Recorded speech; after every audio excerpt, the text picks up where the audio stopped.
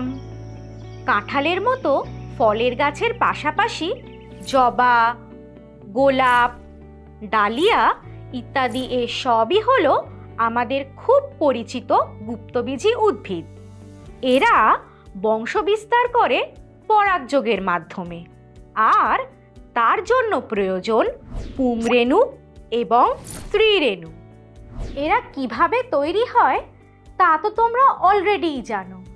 আজকে আমরা যে টপিকটা নিয়ে আলোচনা করব তা হলো গুপ্তবীজী উদ্ভিদের পুংলিঙ্গধর এবং স্ত্রীলিঙ্গধরের উৎপত্তি।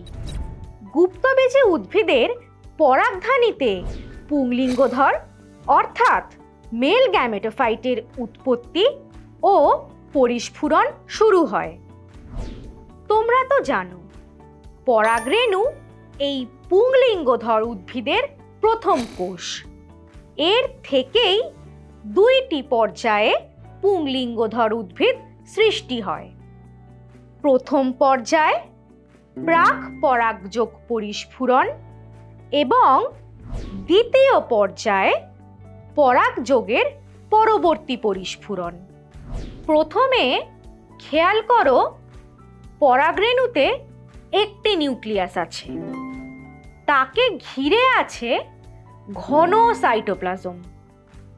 এবার ধীরে ধীরে পরাগরেণুটি আয়তনে বাড়ে, সাইটোপ্লাজমে কোষ গহ্বর সৃষ্টি হয়। ফলে পরাগরেণুর নিউক্লিয়াসটি ক্রমশ পরিধির দিকে সরে আসে।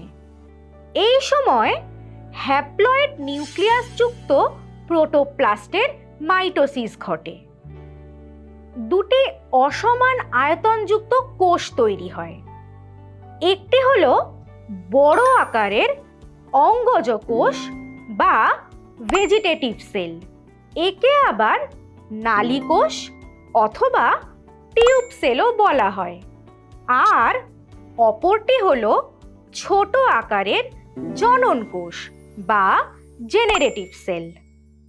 এই জেনারেটিভ সেল প্রথমে পরাগরেণুর ইনটাইন সংলগ্ন হয়ে থাকে, তবে পরবর্তীকালে এটি লেন্স আকৃতির হয়ে সাইটোপ্লাজমে ভাসতে থাকে। এই অবস্থাতেই পরাগরেণু পরাগধানী থেকে বেরিয়ে আসে এবং পরাগযোগ সম্পন্ন করে। পুংলিঙ্গধর উদ্ভিদের ফাইনাল ডেভেলপমেন্ট এবং পরিস্ফুরণ হয় এর পরে, অর্থাৎ পরাগ সংযোগের পরে। এটা হয় কিভাবে?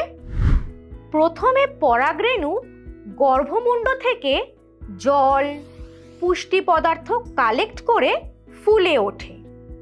এবার ওই স্ফীত পরাগরেণু অঙ্কুরিত হলে রেণুরন্ধ্রের সাহায্যে পরাগরেণুর ইনটাইন টিউবের আকারে বাইরে বেরিয়ে আসে।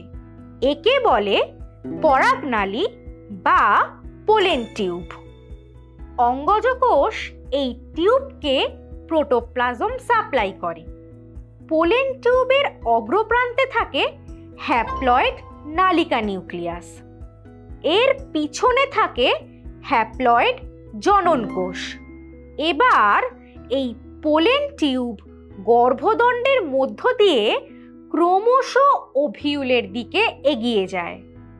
এই সময় নালিকা নিউক্লিয়াস ধীরে ধীরে অবলুপ্ত হয় আর জনন কোষ মাইটোসিস পদ্ধতিতে বিভাজিত হয়ে দুটি হ্যাপ্লয়েড পুংগ্যামেট সৃষ্টি করে।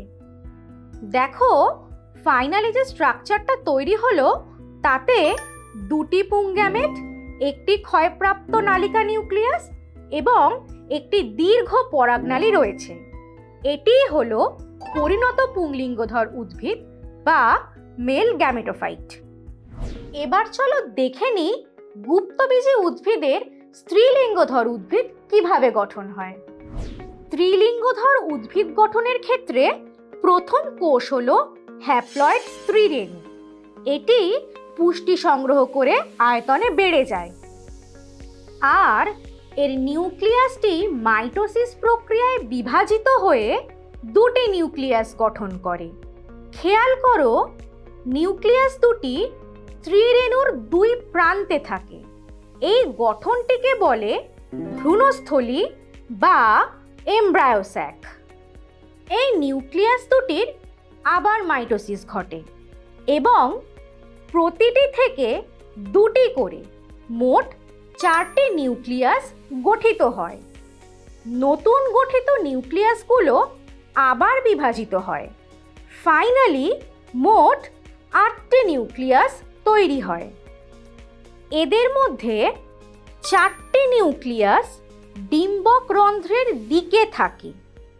এদের বলে মাইক্রোপাইলার টেট্রাড এবং বাকি 4টি নিউক্লিয়াস ডিম্বক মূলের দিকে থাকে। এদের বলে চ্যালাজাল টেট্রাড।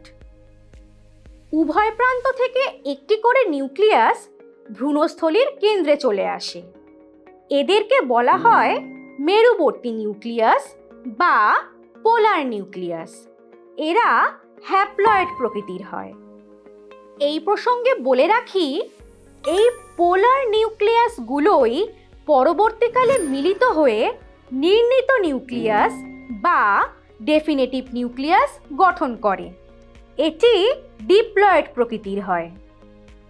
এবার দেখো, ভ্রূণস্থলীর ডিম্বকরন্ধ্রের দিকে যে 3টে নিউক্লিয়াস রয়েছে তাদের একসাথে বলে গর্ভযন্ত্র বা এগ অ্যাপারেটাস। এদের মধ্যে একটা হলো ডিম্বাণু বা ওভাম এবং বাকি দুটো নিউক্লিয়াস হলো সহকারী কোষ বা সাইনার্জিডস।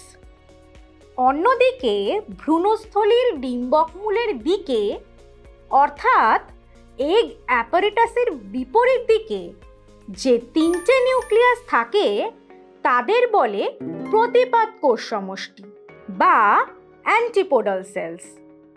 আর এই সম্পূর্ণ গঠনটিকে বলে পরিণত ভ্রূণস্থলী বা স্ত্রীলিঙ্গধর উদ্ভিদ অর্থাৎ ফিমেল গ্যামেটোফাইট।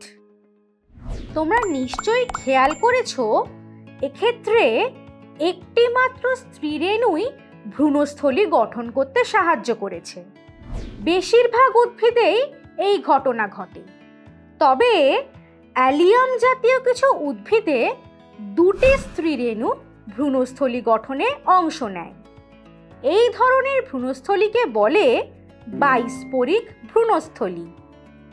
আবার পেপেরোমিয়ার মতো উদ্ভিদের ভ্রূণস্থলী গঠন করতে লাগে 4টি স্ত্রীরেণু।